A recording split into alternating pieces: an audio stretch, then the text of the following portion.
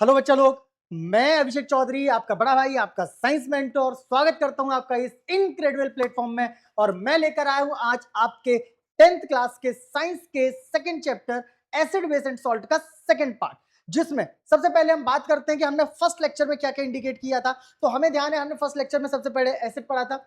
Acid के बारे में क्या था, तो जो H प्लस आयन देते हैं एसिड्स होते हैं, सार टेस्टिंग केमिकल्स होते हैं। और क्या करते हैं ब्लू लिटमस को रेड में कन्वर्ट कर देता है। इसके बाद हमने पढ़ा था बेस, और बेस में हमने क्या पढ़ा था कि बेसिस जो होते हैं वो बिटर टेस्टिंग होते हैं। रेड लिटमस को ब्लू लिटमस में कन्वर्ट करते हैं और OH माइनस आइन देते हैं। फाइनली हमने आपको बताया था एसिड को बेस से रिएक्ट करवाते हैं तो सॉल्ट बनता है, और रिएक्शन को कहते हैं न्यूट्रलाइजेशन रिएक्शन। रिएक्शन को क्या कहते हैं? Neutralisation reaction. Neutralisation reaction clear हो जाएगा। तो आज हम जो नया टॉपिक पढ़ने वाले हैं उसका सबसे पहला पार्ट होगा, वो होगा इंडिकेटर। क्या होता है सर इंडिकेटर? इंडिकेटर का मतलब होता है to be indicate something. Indicate करने का मतलब होता है इशारा कर देना। मतलब मुंह से कुछ नहीं बोलेंगे, इशारे से बता देंगे। वही ना, आंखों ही आंखों में इशारा हो गया। चलो भैया, सर इतना गंदा मत गाया करो। अरे भैया, मैं गा नहीं रहा हूं, मैं तुझे समझा रहा हूं। तो मैंने क्या कहा कि भैया इंडिकेटर जो होते हैं वो कुछ ना कुछ इंडिकेट करते हैं, कुछ साइन देते हैं, कुछ सिंबल देते हैं, जिससे हमें पता चल जाता है कि ये कुछ बताने की कोशिश कर रहा है। लाइक जैसे हमने आपको बताया कि जो वीक एसिड थे वो तो चलो खाने पीने में यूज हो रहे थे, लेकिन क्या स्ट्रॉन्ग एसिड को हम टेस्ट करके बताएंगे कि हाँ खट्टा है तो ये स्ट्रॉन्ग एसिड है? नहीं कर सकते ना। तो इसके लिए जरूरत होती है कोई एक ऐसे सब्सटेंस की जो इशारे में बता दे, इंडिकेट कर दे कि हाँ ये एसिड है। तो वहीं से शुरुआत हुई इंडिकेटर की। तो आज का सेकंड लेक्चर का जो पहला टॉपिक होगा, वो पहला टॉपिक कौन सा रहने वाला है? इंडिकेटर। क्या होते हैं इंडिकेटर? तो बेटा इंडिकेटर जो होते हैं ये एसिडिक और बेसिक मीडियम में, एसिडिक और बेसिक मीडियम में कुछ डिफरेंट रखते हैं। जैसे लाइक एसिड के साथ में कोई दूसरा कलर देना और बेस के साथ में कोई दूसरा कलर देना, एसिड के साथ में कोई अलग स्मेल देना या बेस के साथ में कोई अलग स्मेल देना। तो जब कलर चेंज हो जाएगा या स्मेल चेंज हो जाएगी तो अपने आप समझ में आ जाएगा कि ये सब्सटेंस एसिडिक है या बेसिक। तो क्या होता है, indicators are basically coloured organic substances. Indicator क्या होते हैं? ये कलर्ड ऑर्गेनिक सब्सटेंसेस होते हैं और डाइज होती हैं जो क्या करती हैं, एक्सट्रैक्टेड फ्रॉम डिफरेंट प्लांट। अलग अलग प्लांट से ये एक्सट्रैक्ट किए जाते हैं। They can also prepared in laboratory, और कहां बनाए जाते हैं? लेबोरेटरीज में बनाए जाते हैं। और सबसे important part, these are the substance which change their colour.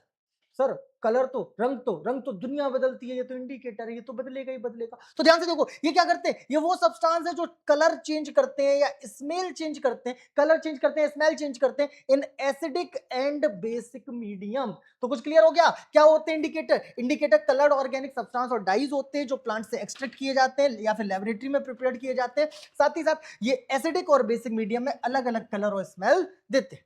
Like यहां पर हमने कुछ डिफरेंट कलर शो किए जो हम आगे डिफाइन करने वाले टाइप्स ऑफ इंडिकेटर में। मैं आपको जनरली बता सकता हूं कि कौन कौन से इंडिकेटर की फॉर्म में यूज किए जाते हैं। तो रेड कैबेज को भी हम इंडिकेटर की फॉर्म में यूज करते हैं। साथ ही साथ हमारे बहुत सारे एग्जांपल्स हैं जिनको हम इंडिकेटर की फॉर्म में यूज कर सकते हैं। तो बिना टाइम वेस्ट किए हम सिर्फ इतना समझ लेते हैं कि इंडिकेटर जो होते हैं वो हमें हेल्प करते हैं to identify the acidic and basic medium.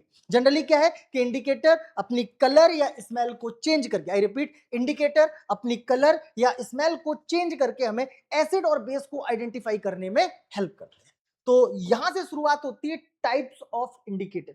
चलो क्या होते हैं टाइप? सबसे पहला टाइप जो हम पढ़ेंगे वो पढ़ेंगे फ्लावर इंडिकेटर। मैंने तो बताया ही था कि लेबोरेटरी में तो प्रिपेयर्ड होते ही, साथ ही साथ प्लांट से भी एक्सट्रैक्ट किए जाते हैं, जिसमें से कुछ फ्लावर्स जो होते हैं वो काम करते हैं इंडिकेटर का।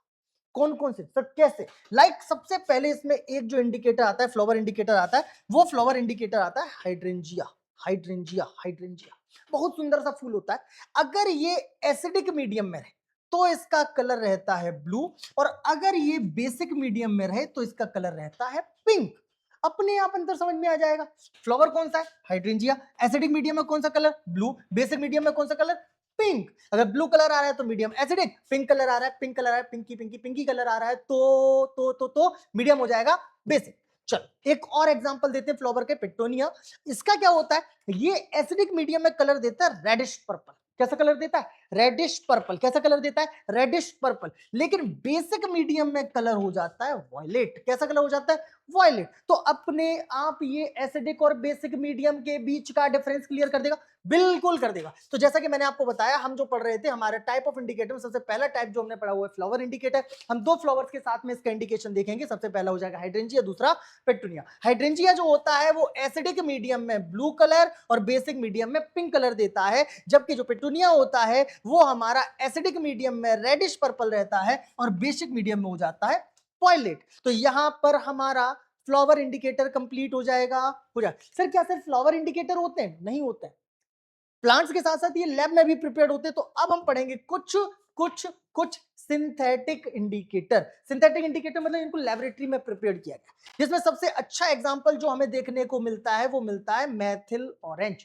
सर मैथिल ऑरेंज सुना सुना तो लग रहा है, कोई बात नहीं दिखा भी देंगे, लेकिन अभी इतना समझो कि ये जो मैथिल ऑरेंज होता है इसका नेचुरल कलर जो होता है वो ऑरेंज कलर होता है। नेचुरल कलर कौन सा है मैथिल ऑरेंज का, ऑरेंज। लेकिन जैसे ही कांटेक्ट में आएगा किसी एसिडिक मीडियम के, किसके कांटेक्ट में आएगा, एसिडिक मीडियम के, तो ये ऑरेंज से कन्वर्ट हो जाता है रेड में। किसमें कन्वर्ट हो जाता है, रेड में। मतलब हमारे पास कोई एक सॉल्यूशन है, हमने उसके अंदर मैथिल ऑरेंज ऐड किया, अगर वो रेड हो गया तो हम बता देंगे कि सॉल्यूशन जो है वो एसिडिक होता है, मतलब सॉल्यूशन जो है वो एसिडिक है। यहां पर दूसरा, अगर उसका कलर हो जाता है येलो, ठीक है ना, कैसा कलर हो जाता है, येलो, तो मीडियम हो जाएगा बेसिक। कैसा हो जाएगा, बेसिक। तो मैं रिपीट कर रहा हूं, कौन सा इंडिकेटर था हमारे पास, मैथिल ऑरेंज। नेचुरल कलर कैसा होता है, ऑरेंज कलर का होता है, तभी इसको मैथिल ऑरेंज कहते हैं। अगर ये किसी एसिडिक मीडियम के कांटेक्ट में आएगा तो रेड कलर देगा, और बेसिक मीडियम के कांटेक्ट में आएगा तो येलो कलर देगा। अंडरस्टूड कि रेड कलर दे रहा है मतलब मीडियम एसिडिक, येलो कलर आ रहा है मतलब बेसिक, मतलब बेसिक मीडियम होगा।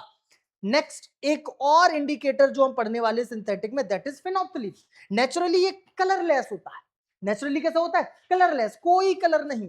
साथ ही साथ जब इसको हम कांटेक्ट में लाते हैं एसिड के, तब भी इसके कलर पर कोई फर्क नहीं पड़ता है, तभी इसके कलर पर कोई फर्क नहीं पड़ता है। तो फर्क कब पड़ता है कि जब ये कांटेक्ट में आता है बेस के, और जैसे ये बेस के कांटेक्ट में आता है तो ये पिंक टू पर्पल कलर का हो जाता है। डिपेंड करता है कि बेस कितना कंसंट्रेटेड या फिर डाइल्यूट है, स्ट्रॉन्ग यानी कि वीक। इस पर समझे कि नहीं समझे, क्लियर हो जाएगा। तो क्या बताया, सिंथेटिक इंडिकेटर कौन से होते हैं, जो लेबोरेटरी में प्रिपेयर्ड होते हैं। कौन से होते हैं, जो लेबोरेटरी में प्रिपेयर्ड होते हैं। नेचुरल कलर कौन कौन सा, मैथिल ऑरेंज का नेचुरल कलर ऑरेंज, फेनोल्फथालीन का नेचुरल कलर कोई कलर नहीं, कलरलेस। मैथिल ऑरेंज कौन सा कलर देता है, एसिड के साथ में रेड और बेस के साथ में येलो, जबकि फेनोल्फथालीन नेचुरली कलरलेस है, एसिड के साथ में भी कलरलेस ही रहेगा, लेकिन बेस के कांटेक्ट में आते ही पिंक टू पर्पल कलर देता है। तो यहां भी हम मीडियम को आइडेंटिफाई कर पाएंगे कि कब मीडियम जो है एसिडिक है, कब मीडियम जो है वो बेसिक है। नेक्स्ट नेक्स्ट नेक्स्ट एक और इंडिकेटर जो बहुत बड़े लेवल पर यूज होता है, that is olfactory indicator. तो इसको भी ध्यान से देखेंगे। Olfactory indicators are the substance, इसको एमआईटी और कर लीजिए भैया, MIT most important topic. MIT मतलब मोस्ट इंपॉर्टेंट टॉपिक। तो क्या दे रहे हैं, olfactory indicators are the substance which have different character in acid and base solution। मतलब क्या हो गया, मतलब क्या हो गया, ये जो ऑल फैक्ट्री इंडिकेटर होता है ये स्मेल के थ्रू बताता है कि मीडियम एसिडिक है या बेसिक है। एसिडिक मीडियम में इसकी स्मेल डिफरेंट रहती है और बेसिक मीडियम में इसकी स्मेल डिफरेंट रहती है, और इस डिफरेंट स्मेल के थ्रू हम रिकॉग्नाइज कर पाते हैं कि मीडियम एसिडिक है या फिर बेसिक है। अच्छा सर, अभी तक जितने भी इंडिकेटर बताए उन्होंने ये सिर्फ बताया कि मीडियम एसिडिक है कि बेसिक, लेकिन हमें ये कैसे पता चलेगा कि अगर एसिडिक है तो कितना ज्यादा एसिडिक है या कितना कम, बेसिक है तो कितना ज्यादा बेसिक है कितना कम। ये बात भी तो है। जैसे कि मान लो हमें दो सॉल्यूशन मिले, दोनों में ही वो कलर जो था वो मान लो लिटमस पेपर से चेक किया, ब्लू टू रेड हो गया, ठीक है ना, दोनों में रेड हो गया, ब्लू टू रेड मतलब सब्सटेंस जो है वो एसिडिक हो गया। लेकिन ये कैसे पता चलेगा कि दोनों में से कौन ज्यादा एसिडिक है कौन कम एसिडिक है। इसको पता करने के लिए प्रयोग में आता है यूनिवर्सल इंडिकेटर। क्या यूज में आता है, universal indicator. And kind for information, ये जो यूनिवर्सल इंडिकेटर होता है ये रिकॉग्नाइज ये नहीं करता कि एसिड है कि बेस है, बल्कि वो आइडेंटिफाई करता है H प्लस आयन कंसंट्रेशन को। अगर H प्लस आयन कंसंट्रेशन बहुत ज्यादा है मतलब acid strong, H plus ion concentration थोड़ी सी कम हुई, कम स्ट्रॉन्ग, और कम हुई वीक एसिड हो जाएगा, ठीक है ना। और अगर बराबर हो जाएगा H प्लस आइन OH माइनस आइन की तो कैसा हो जाएगा, न्यूट्रल, ना एसिडिक ना बेसिक। और जैसे जैसे H प्लस आइन की कंसंट्रेशन घटती जाएगी सॉल्यूशन जो है वो बेसिक होता जाएगा। तो जनरली यूनिवर्सल इंडिकेटर का काम क्या है, वो H प्लस आइन के अकॉर्डिंग अपना कलर बदल देता है। जैसे अगर मान लो H प्लस आइन बहुत ज्यादा है तो डार्क रेड में कन्वर्ट हो जाएगा। किस में कन्वर्ट हो जाएगा, डार्क रेड। थोड़े कम हुए तो ऑरेंज में आ जाएगा, और कम हुए तो येलोइश में आ जाएगा, और कम हुए तो लाइट ग्रीन में आ जाएगा, और नेचुरल कंडीशन में होता है डार्क ग्रीन।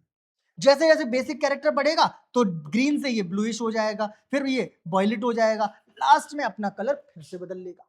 मतलब इससे हम उसकी स्ट्रेंथ भी पता कर पाएंगे कि कितना ज्यादा एसिडिक या कितना ज्यादा बेसिक, कितना ज्यादा एसिडिक या कितना ज्यादा बेसिक। तो देखो, it is a mixture of several indicators.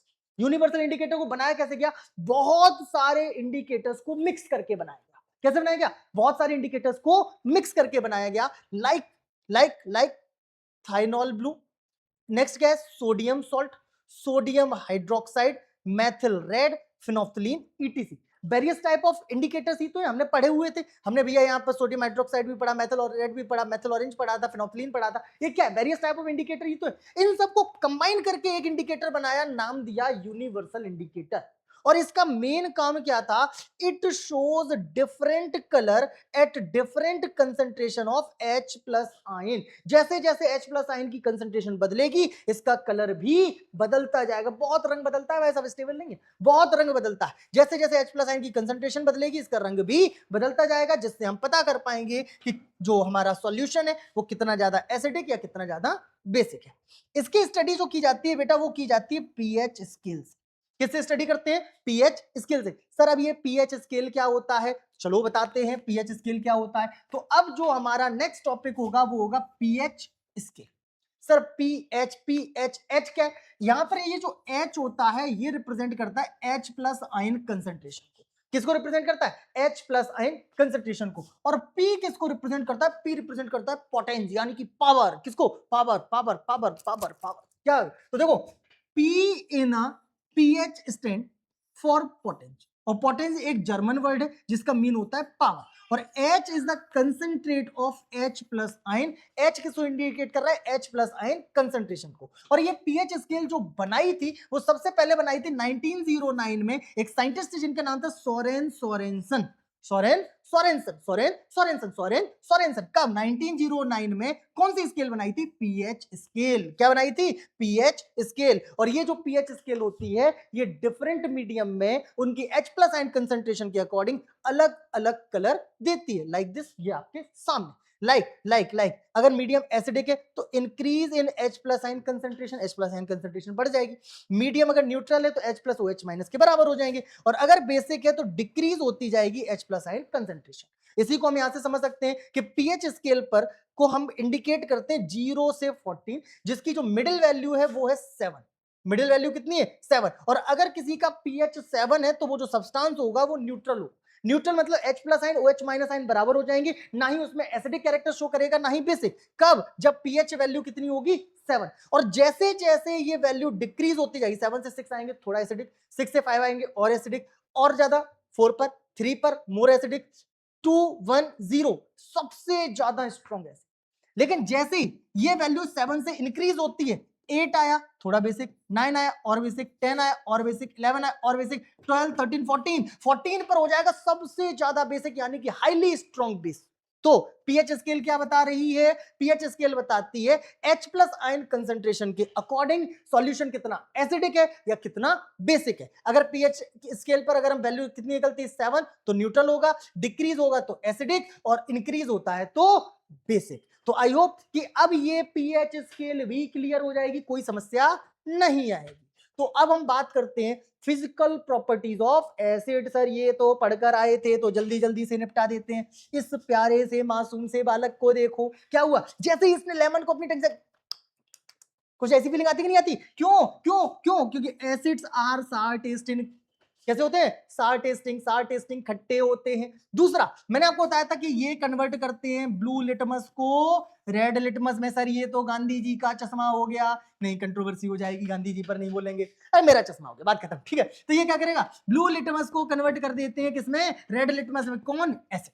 Third point, acidic solution conduct electricity. ये भी याद रख लेना कि अगर कोई एसिडिक सॉल्यूशन है तो उसमें H प्लस आयन होंगे, मतलब आयन होंगे, और आयन होंगे तो उनमें इलेक्ट्रिसिटी कंडक्ट हो जाती है। Next, acids are corrosive in nature. तो ये तो मैंने आपको पहले ही बताया था कि भैया हार्मफुल भी होते हैं, डिस्ट्रॉइंग नेचर के होते हैं, कोरोसिव नेचर के होते हैं, इसीलिए इनको मेटल्स के साथ में नहीं लाते हैं। क्यों? क्योंकि मेटल से रिएक्ट कर जाते हैं। आप देखेंगे किसी भी एसिड को किसी भी मेटल के कंटेनर में भर के नहीं रखा जाता है, क्योंकि ये रिएक्ट करता है, कोरोसिव नेचर का होता है।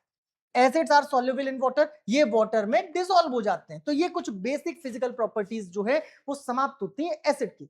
अब हम चर्चा करेंगे किसकी? चर्चा करेंगे केमिकल प्रॉपर्टीज पर। किस पे चर्चा करेंगे? केमिकल प्रॉपर्टीज पर। और ध्यान रखना कि जब भी किसी एसिड को रिएक्ट करवाते हैं मेटल से, एसिड को किससे रिएक्ट करवा रहे हैं? मेटल से। क्या पढ़ रहे हैं? Chemical properties. क्या होगा? दोनों एक दूसरे से रिएक्ट करेंगे।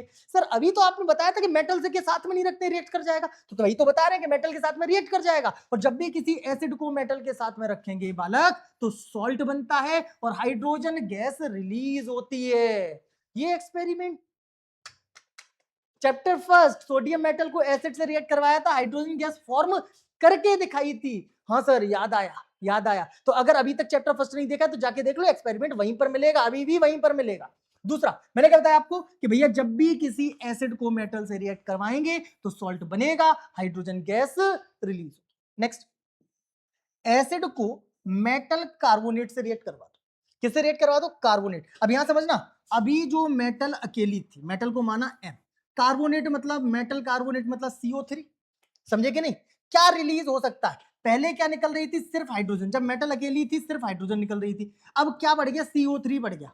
तो एक ऑक्सीजन इस हाइड्रोजन से कंबाइन होकर वाटर मॉलिक्यूल बढ़ा देगा, और एक ऑक्सीजन यहां से रिड्यूस हो जाएगा तो CO2 बचेगा, तो मतलब साथ में CO2 बनेगा।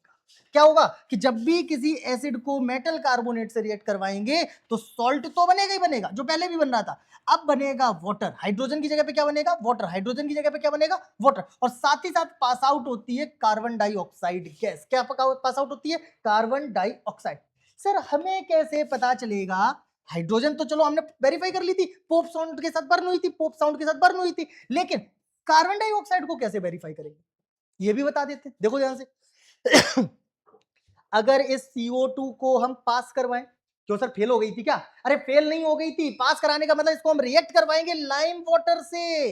किसे रिएक्ट करवाएंगे? लाइम वाटर, चूने का पानी। और जैसे ही कैल्शियम हाइड्रोक्साइड लाइम वाटर को CO2 से रिएक्ट करवाते हैं तो इससे ये लाइम वाटर का कलर बना देता है मिल्की। कैसा बना देता है? मिल्की कलर बना देता है। कलर मिल्की हो गया। ये प्रूव करता है कि जो गैस थी वो कार्बन डाइऑक्साइड गैस थी। कौन सी गैस थी? Carbon dioxide.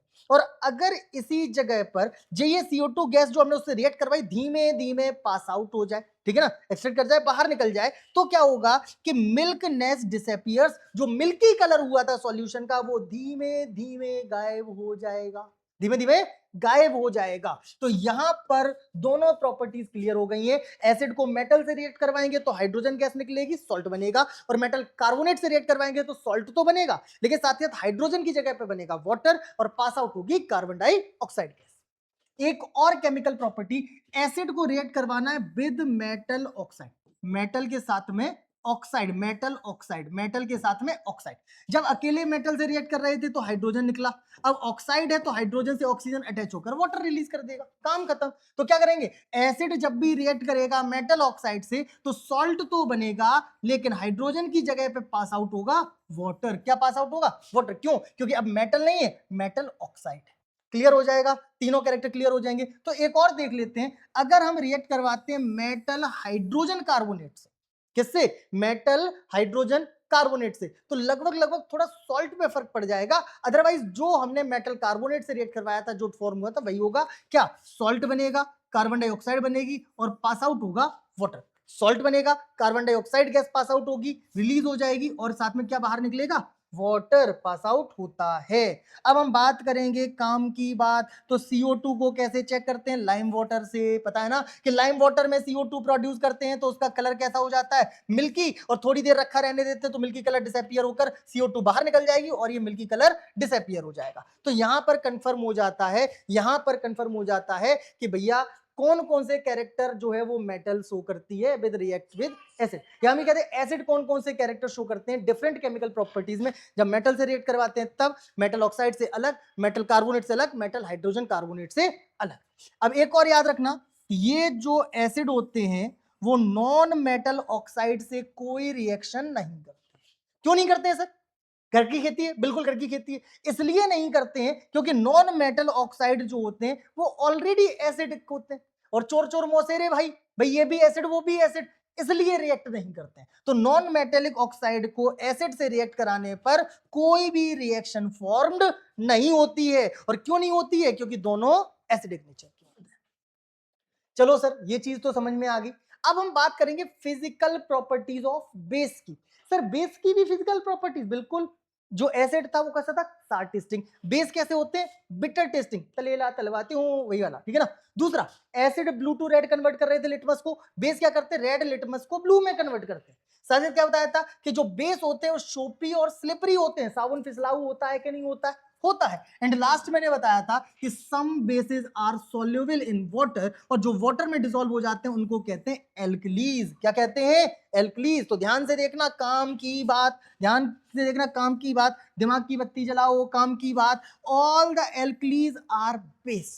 समझो कि जितने भी एल्कलीज हैं, कौन है? बेस जो वाटर में डिसॉल्व हो जाते हैं तो बेस ही तो है। तो all the alkalis are base, जितने भी बेस होते हैं वो सारे के सारे, जितने भी एल्कलीज होते हैं वो सारे के सारे बेस होते हैं, जितने भी एल्कलीज होते हैं वो सारे के सारे बेस होते हैं। But all bases are not alkalis, क्योंकि सारे के सारे बेस जो है वो वाटर में डिसॉल्व नहीं होते हैं। तो फिर से एक बार सर, ये एक बार फिर से बताएंगे? बिल्कुल। मैंने कहा मेरे पास 100 बेस थे, 100 में से कोई 60 बेस जो है वो वाटर में डिसॉल्व हो जाते हैं, तो ये क्या हो जाएंगे? एल्कली हो जाएंगे। लेकिन जो 40 वाटर में डिसॉल्व नहीं हो रहे हैं वो कैसे हो जाएंगे? Non alkali. कैसे हो जाएंगे? Non alkali. लेकिन चाहे एल्कलीज हो चाहे नॉन एल्कलीज हो, रहेंगे तो बेस ही। तो हम कह सकते हैं कि all alkalis are base, but all bases are not alkalis, क्योंकि कुछ बेसिस जो है वो नॉन एल्कलीज भी हो सकते हैं। ओके, एक और काम की बात, non metal oxides are generally acidic in nature. तो मैंने तो पहले ही बताया कि नॉन मेटल ऑक्साइड जो होते हैं वो एसिडिक होते हैं, तो दे do not react with acid, वो एसिड के साथ में रिएक्ट नहीं करते हैं। चलो अब हम बात करेंगे केमिकल प्रॉपर्टीज ऑफ बेस पर। फिजिकल प्रॉपर्टीज बेस हो गई, केमिकल प्रॉपर्टीज ऑफ बेस। और एक कैरेक्टर लगभग सिमिलर मिलेगा कि अगर हम किसी बेस को भी मेटल से रिएक्ट करवाते हैं, किसी बेस को भी मेटल से रिएक्ट करवाते हैं तो सॉल्ट बनता है और हाइड्रोजन गैस पास आउट होती है। फिर से एक बार, क्या बनता है? सॉल्ट। कौन सी गैस पास आउट होती है? हाइड्रोजन। लेकिन ध्यान रखना, मेटल कार्बोनेट जो होते हैं वो बेसिक होते हैं। कैसे होते हैं? बेसिक होते हैं। और ये बेसिक होते हैं, इसकी वजह से बेस से रिएक्ट नहीं करते हैं। मतलब अगर हम चाहें कि किसी बेस को मेटल कार्बोनेट से रिएक्ट करवाएं तो वहां पर कोई रिएक्शन देखने को नहीं मिलेगी। साथ ही साथ मेटल हाइड्रोजन कार्बोनेट भी बेसिक होते हैं। सर मतलब ये भी रिएक्ट नहीं करेंगे? सही समझे हैं, सही पकड़े हैं। मतलब बेस मेटल हाइड्रोजन कार्बोनेट के साथ भी कोई रिएक्शन नहीं देते हैं, क्योंकि चोर चोर मौसेरे भाई भाई तू मेरे से मत कहना, मैं तेरे से नहीं कहूंगा, ये वाला चल रहा है। Okay, reaction with metal oxide ये भी बेसिक है। अरे सर तो ये बताओ ना, तो रिएक्ट कौन करेगा? अगला बताते हैं। चाहे मेटल ऑक्साइड हो, ठीक है ना, देखो क्या होता है, मैंने आपको, चाहे आपका मेटल कार्बोनेट हो, चाहे वो आपका मेटल हाइड्रोजन कार्बोनेट हो, और चाहे वो आपका मेटल ऑक्साइड हो, तीनों ही बेसिक हैं, तो तीनों ही रिएक्ट नहीं करते हैं। मतलब metal carbonate, metal hydrogen carbonate, metal oxides are basic in nature, so they do not react with base. तो reaction with acid base with each other. Sir पहले ही तो बताया था कि एसिड को अगर बेस से रिएक्ट करवाते हैं तो सॉल्ट बनता है, और रिएक्शन को कहा था न्यूट्रलाइजेशन रिएक्शन। क्या कहा था? Neutralisation reaction. क्या कहा था? Neutralisation reaction. तो भैया जब भी एसिड जो है वो बेस से रिएक्ट करेंगे एक दूसरे से, तो एसिड प्लस बेस आपस में रिएक्ट करके सॉल्ट बनाएंगे, और क्या पास आउट होगा? वाटर पास आउट होगा। क्या पास आउट होगा? वाटर। और इस रिएक्शन को ही हम कहते हैं न्यूट्रलाइजेशन रिएक्शन। आई होप कि यहां तक ये क्लियर हो चुका होगा। तो आज हमने अभी क्या क्या पढ़ लिया है? इंडिकेटर पढ़ लिया है। इंडिकेटर क्या करते हैं? डिफरेंट मीडियम में डिफरेंट कलर, यानी कि एसिडिक मीडियम में अलग कलर, बेसिक मीडियम में अलग कलर देते हैं। स्मेल भी चेंज हो सकती है। साथ ही साथ और क्या बताया था? कुछ और बताया था सर, मैंने आपको टाइप ऑफ इंडिकेटर बताए थे, फ्लावर इंडिकेटर था, सिंथेटिक इंडिकेटर था, और क्या बताया था sir, physical properties of acid, chemical properties of acid, और केमिकल प्रॉपर्टीज ऑफ एसिड, फिर physical properties of base, chemical properties of base. I hope कि ये सारे टॉपिक्स आपको क्लियर हो गए हैं। अगर इन टॉपिक में कोई भी डाउट है तो जरूर बताना, मैं दोबारा बताऊंगा। अब हम बात करते हैं यूजेस ऑफ एसिड। बहुत काम की बात, ये जो स्ट्रॉन्ग एसिड होते हैं वो कहां यूज होते हैं, लाइक इंडस्ट्रीज में यूज होते हैं, डिसॉल्व ऑयल ब्रेकिंग रॉक्स इस काम में भी प्रयोग में आते हैं, manufacturing of chemicals such as glue, इसमें भी एसिड का यूज होता है, प्यूरिफाई द सॉल्ट, इसमें भी एसिड का यूज करते हैं, और एक सब्सटेंस बनता है जिसको हम कहते हैं aqua regia, one of the most dangerous substance aqua regia. It is a mixture of two strong acid, एक हाइड्रोक्लोरिक एसिड और एक नाइट्रिक एसिड, दोनों ही स्ट्रॉन्ग एसिड होते हैं और आपस में मिलकर इनकी स्ट्रेंथ कई गुना बढ़ जाती है, जिसको हम कहते हैं एक्वारेजिया। क्या कहते हैं, एक्वारेजिया। इसी तरह से एक और एसिड है सल्फ्यूरिक एसिड। अब हम सल्फ्यूरिक एसिड की प्रॉपर्टीज पढ़ेंगे। तो सल्फ्यूरिक एसिड का यूज होता है डिटर्जेंट बनाने में, ड्रग्स यानी कि मेडिसिन बनाने में, प्लास्टिक पेंट्स वगैरह बनाने में, और साथ ही साथ क्या होता है कि कुछ केमिकल्स लाइक कॉपर सल्फेट बनाने में भी सल्फ्यूरिक एसिड का प्रयोग होता है। नेक्स्ट अब हम पढ़ेंगे यूजेस ऑफ बेसिस, और सबसे पहले जो यूज पढ़ेंगे वो कौन से बेस के पढ़ेंगे, कैल्शियम हाइड्रोक्साइड। कैल्शियम हाइड्रोक्साइड जो होता है बेटा, ये व्हाइट वॉशिंग में यूज होता है। व्हाइट वॉशिंग से मतलब ये जो धुलाई वगैरह के काम होते हैं। आगे क्या, it can be used as replacement of cement in low cost of construction, कि अगर हम चाहें तो सीमेंट, आज के समय में जो घर मकान बनाए जाते हैं सीमेंट से बनाए जाते हैं, लेकिन आज के 200-300 साल पहले आप देखेंगे तो जो भी स्ट्रक्चर बनाए जाते थे वो कैल्शियम हाइड्रोक्साइड से बनाए जाते थे, चूने से। पहले के समय में दीवारों को जोड़ने का काम किससे होता था, चूने से किया जाता था। ये बहुत चीप और सस्ता उपाय है सीमेंट की जगह पर, ठीक है ना। अगला क्या है, it is use to reduce the acidity of soil. भैया चूंकि ये बेस है, बेस एसिड से रिएक्ट करके उसको न्यूट्रलाइज करता है, तो अगर मान लो कि हमारी कोई जमीन जो है बहुत ज्यादा एसिडिक है, जिससे उस पर अच्छे से फसल नहीं हो पा रही, तो हम उस जगह पर कैल्शियम हाइड्रोक्साइड डालते हैं, तो क्या होता है कि वो उस एसिडिटी को कम करके उसको न्यूट्रलाइज कर देता है। नेक्स्ट क्या, it is use to treatment of waste water from the factories, कि फैक्ट्रीज से निकले वेस्ट वाटर को ट्रीटमेंट करने के लिए, उनको शुद्ध करने में भी इसका प्रयोग किया जाता है। And it is use to make bleaching powder, एक बहुत इंपॉर्टेंट कंपाउंड है, कॉमन सॉल्ट है, जिसको हम नेक्स्ट लेक्चर में पढ़ने वाले हैं, उसको बनाने में भी कैल्शियम हाइड्रोक्साइड का प्रयोग होता है। सेकेंड अब हम पढ़ेंगे सोडियम हाइड्रोक्साइड के यूज। तो सोडियम हाइड्रोक्साइड का यूज होता है पेपर इंडस्ट्री में, रेयन इंडस्ट्री में, टेक्सटाइल मेडिसिन इंडस्ट्री में, साथ ही साथ इसका और यूज होता है सोप बनाने में। एंड फाइनली हम बताते हैं कि इसको हम यूज करते हैं manufacturing of paper and fabric, इसमें भी सोडियम हाइड्रोक्साइड का प्रयोग करते हैं। अगर आप इनके यूजेस भूल जाए तो एक यूज कॉमन है जो सब में लिख दिया, आप देखते हैं फार्मेसी में, ठीक है ना। एसिड हो या बेस, कोई भी केमिकल है, किसी ना किसी मेडिसिन में कहीं ना कहीं प्रयोग हो ही जाता है, तो आप एक कॉमन भी दे सकते हैं अगर आप भूल जाते हैं तो। एंड एक और कॉमन सॉल्ट है, दैट इज अमोनियम हाइड्रोक्साइड। अब हम इसके यूजेस देखेंगे। इसका यूज होता है टूथपेस्ट बनाने में, प्लास्टिक नायलॉन डाइज बनाने में, to make fertilisers, ammonium nitrate, fertilisers बनाने में भी हम अमोनियम हाइड्रोक्साइड का यूज करते हैं। एंड लास्ट जो इसका यूज होता है वो यूज होता है इंक रिमूवर की फॉर्म में। तो आई होप कि अब आपको यूजेस में भी कोई दिक्कत नहीं आएगी, आप एसिड और बेस के सारे यूजेस को समझ गए होंगे। चलिए, तो जनरली मैं आपको एक शॉर्ट एक बार इंट्रोड्यूस करा देता हूं कि मान लो पीएच ऑफ सॉल्ट कैसे फाइंड आउट करेंगे। मान लो हमारे पास दोनों स्ट्रॉन्ग है, एसिड भी स्ट्रॉन्ग है और बेस भी स्ट्रॉन्ग। हमारे पास क्या है, दोनों स्ट्रॉन्ग है, एसिड भी स्ट्रॉन्ग और बेस भी स्ट्रॉन्ग। तो इनका आपस में जब न्यूट्रलाइजेशन होगा तो जितने भी OH है उतने ही H प्लस है, जितने H प्लस है उतने OH है, दोनों ही एक दूसरे को कैंसिल आउट कर देंगे, दोनों एक दूसरे के चार्ज को खत्म कर देंगे, तो रिएक्शन हो जाएगी न्यूट्रलाइजेशन रिएक्शन, और बनने वाला सॉल्ट भी न्यूट्रल हो जाएगा और पीएच हो जाएगा 7। मान लो हमारे पास स्ट्रॉन्ग एसिड है, वीक बेस है, मतलब H प्लस आयन मोर और OH माइनस आयन लेस।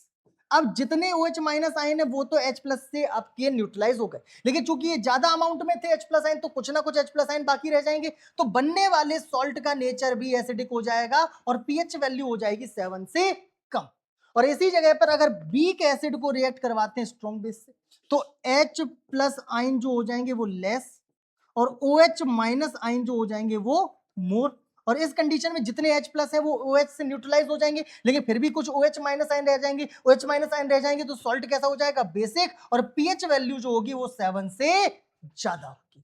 तो आई होप कि यहां तक आपको क्लियर हो गया है। तो जल्द मिलते हैं आपसे नेक्स्ट लेक्चर में, तब तक के लिए धन्यवाद। इस लेक्चर को पूरा देखना, दोस्तों के साथ शेयर कर देना, चैनल को सब्सक्राइब कर लेना और फॉलो करना तो हमें बिल्कुल मत भूलना। मिलते हैं नेक्स्ट लेक्चर में, धन्यवाद।